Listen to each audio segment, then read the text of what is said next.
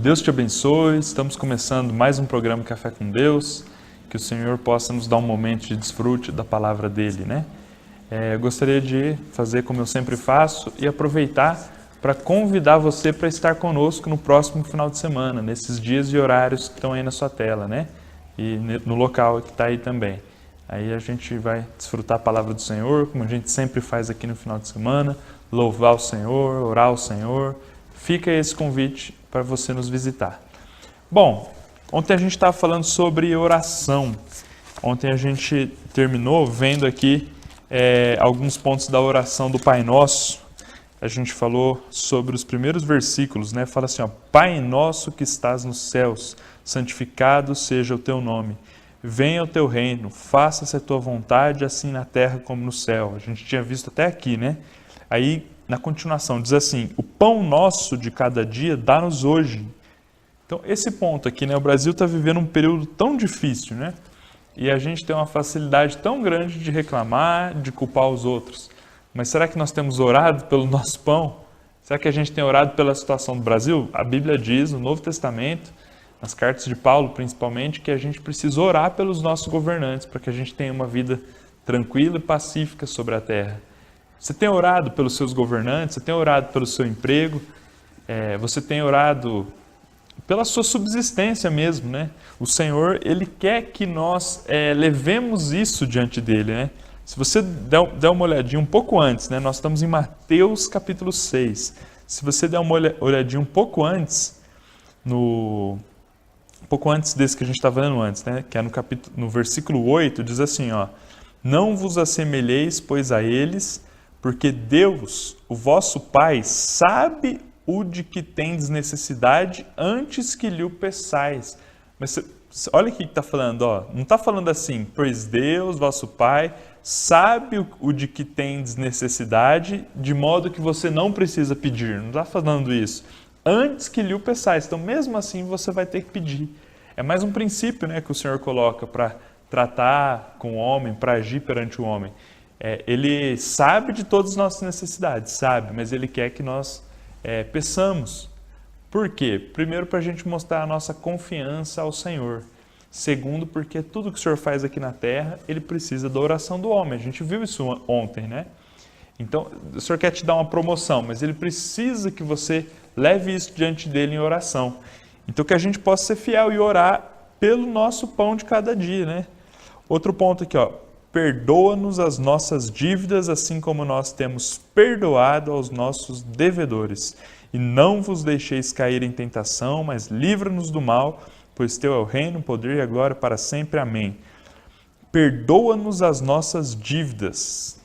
A gente tem que pedir para o Senhor perdoar todas as nossas dívidas, que não são apenas os nossos pecados, né? São os nossos pecados por um lado, e por outro lado, tudo aquilo que a gente deveria fazer e não faz.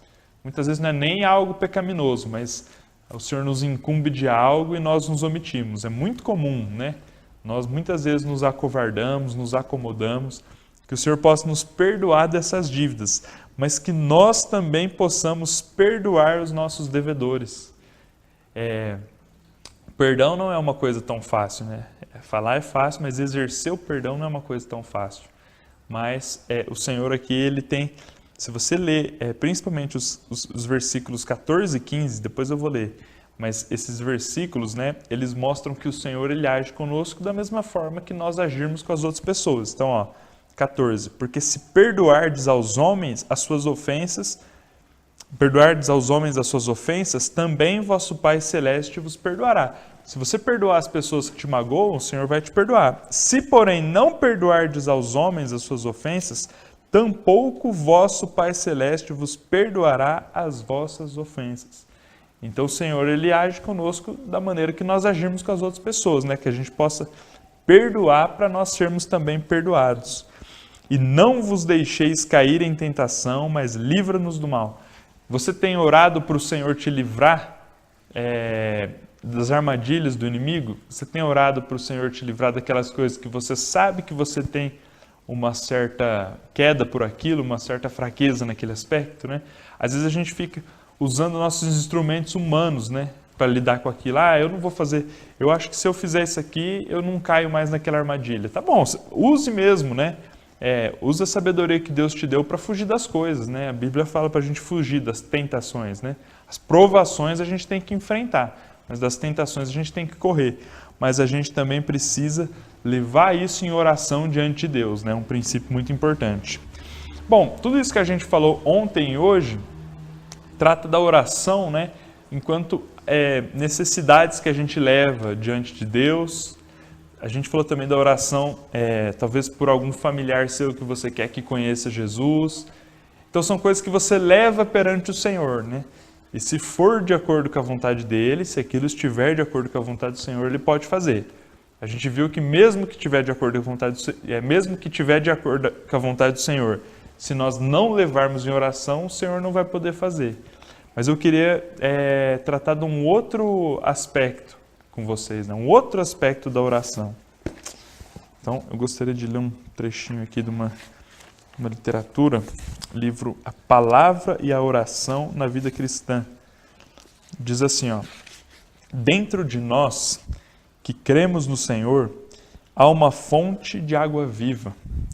Essa fonte é o próprio Senhor Jesus, que se tornou o Espírito que dá vida. Em seu Evangelho, o apóstolo João falou desse Espírito quando disse que quem cresce em Cristo, de seu interior fluiriam rios de água viva. Hoje, no entanto, na experiência de alguns de nós, parece que esses rios cessaram de fluir. Parece que o Espírito está aprisionado em nosso espírito. Isso é indício de que há algo nos entulhando. Para que esses rios de água viva possam fluir de nós, precisamos cavar nosso poço constantemente por meio da oração.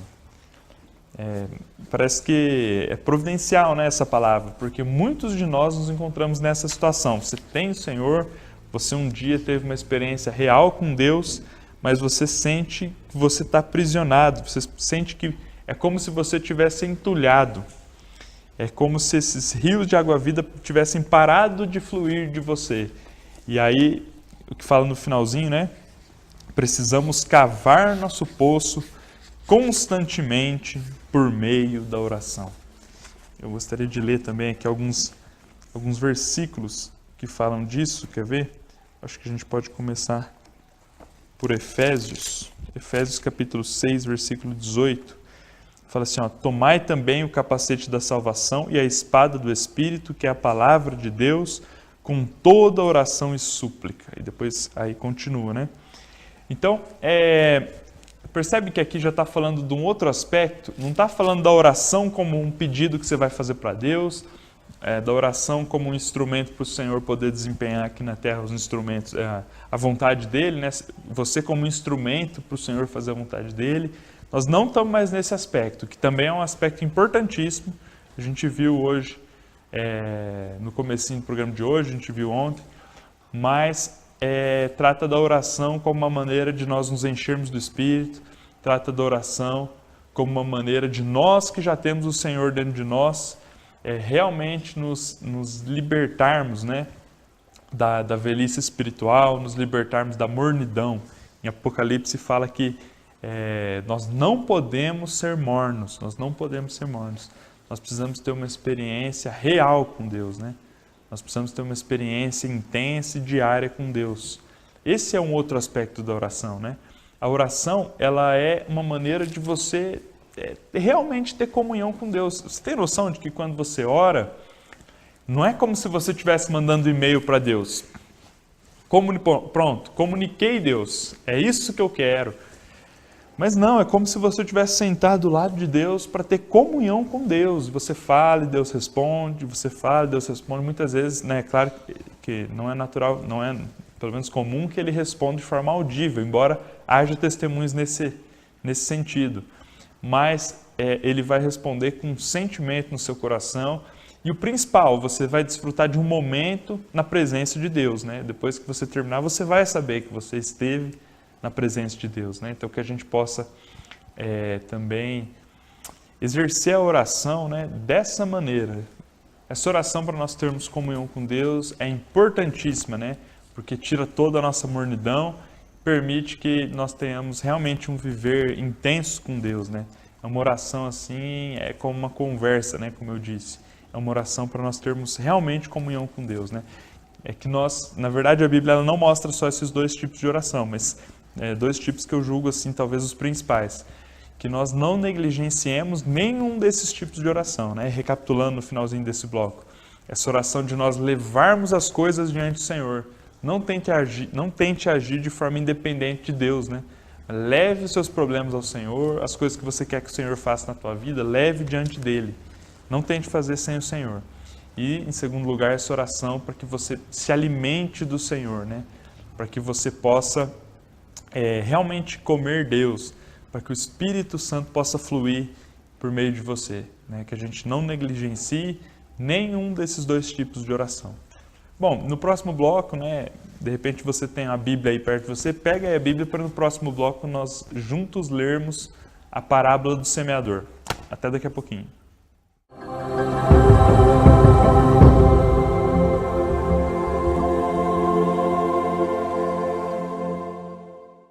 Estamos começando o segundo bloco. No bloco anterior, eu terminei dizendo que a gente ia falar sobre a parábola do semeador. Está aqui em Mateus 13, né? Tem também nos evangelhos de Marcos e Lucas. Mas diz assim a parábola, né? Eis que o semeador saiu a semear.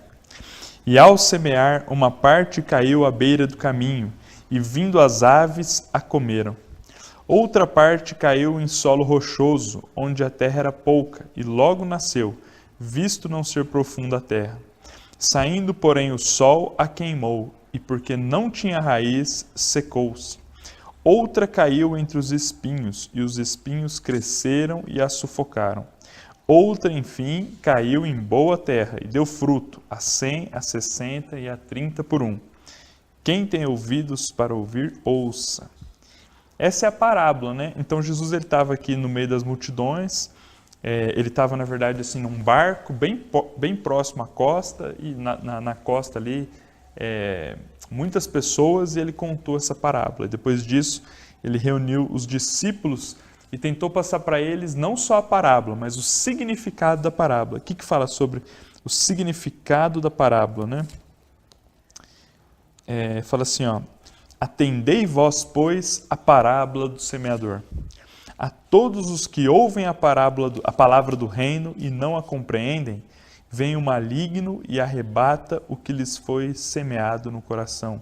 Este é o que foi semeado à beira do caminho. Então, lembra que quando a gente leu a parábola, falava de 4 tipos de solo, falava que um semeador estava semeando, né? Quem que é o semeador? O semeador é Deus, é o Senhor. E o que é a semente? A semente, por um lado, é a palavra, por outro lado, é o próprio Cristo semeado em nós, né? Mas a gente pode compreender como a palavra. E aí fala que havia 4 solos. Esses 4 solos eram 4 tipos de coração. O primeiro tipo era o solo, a Bíblia chama aqui de à beira do caminho. Você já notou que quando, imagina que há um grande gramado assim, né? E todas as pessoas começam a passar pelo mesmo lugar. Todas as pessoas começam a passar pelo mesmo lugar. Não começa a formar tipo uma trilha, naquele lugar já mais não nasce nenhuma vegetação, o solo fica mais duro ali e tal. Não é um lugar bom para você tentar plantar alguma coisa. Eu não entendo nada de agricultura, mas eu acho que se você tentar depois fazer com que ali volte a ser grama, você vai precisar provavelmente fazer algum processo ali para aquele solo se tornar macio novamente, para depois você pensar em plantar. Enquanto ele estiver duro daquela maneira, não vai adiantar plantar nada ali. A Bíblia fala que nosso coração, se ele tiver como um solo à beira do caminho, um solo pisoteado pelas coisas, também não vai adiantar. A palavra de Deus vai chegar no nosso coração e não vai nem frutificar, né? Não vai nem... Está comparando a palavra a uma semente, essa semente não vai nem brotar. O que fala aqui mesmo? Ó? Eles ouvem a palavra do reino e não a compreendem. Vem o maligno e arrebata o que lhes foi semeado no coração. E antes falou aqui que ao semear, uma parte caiu à beira do caminho, vindo as aves a comeram. Por que muitas vezes nosso coração está duro, né? Como um solo ali, que é um caminho, né? Um solo à beira do caminho, aquele solo pisoteado. Muitas vezes é por causa do trânsito do mundo que há no nosso coração, né? Nosso coração está tão cheio de coisas, nosso coração está tão cheio de distrações, está tão atraído por várias coisas diferentes, que nosso ser acaba ficando duro para a palavra do Senhor.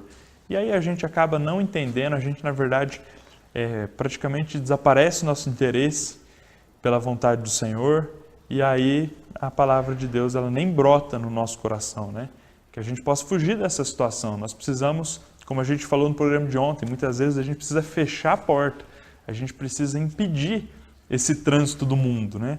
Imagina se aquele solo ali que está todo pisoteado, que não serve mais para a agricultura, se ali for impedido o trânsito por aquele lugar, ao longo do tempo aquele coração, aquele solo, né, vai voltando a ser um solo macio, como é o resto do terreno.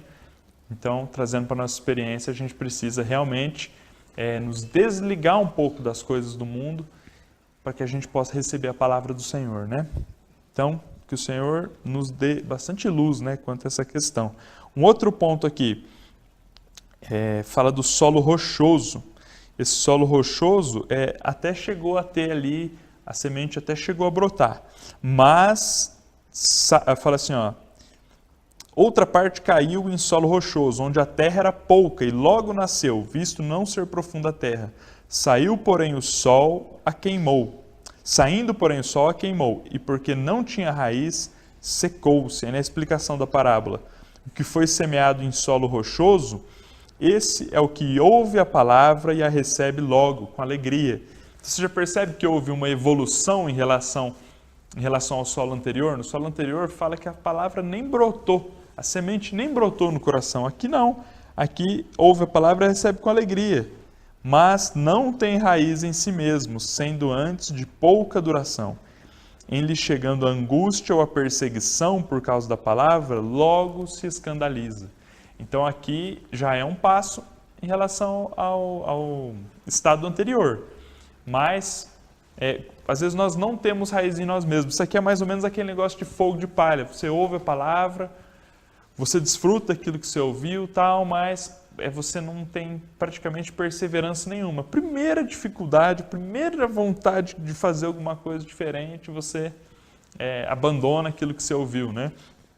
Principalmente aqui, ó, se vem a angústia ou a perseguição por causa da palavra. Você até quer praticar aquilo que você ouviu, mas quando você vê que você vai sentir alguma oposição, aí você já recua e aí acaba que a palavra do Senhor não faz muito efeito na nossa vida, né? Então que a gente possa também ter perseverança. Um outro ponto aqui, ó, outra caiu entre os espinhos e os espinhos cresceram e a sufocaram. Também talvez seja até uma evolução em relação ao solo anterior, porque aqui entrou, não fala que a raiz era pouco profunda, igual fala do solo anterior, a semente brotou, mas uma coisa acabou sufocando a palavra de Deus, ele acabou sufocando a semente. O que é? A fascinação das riquezas. Os cuidados do mundo e a fascinação das riquezas sufocaram a palavra.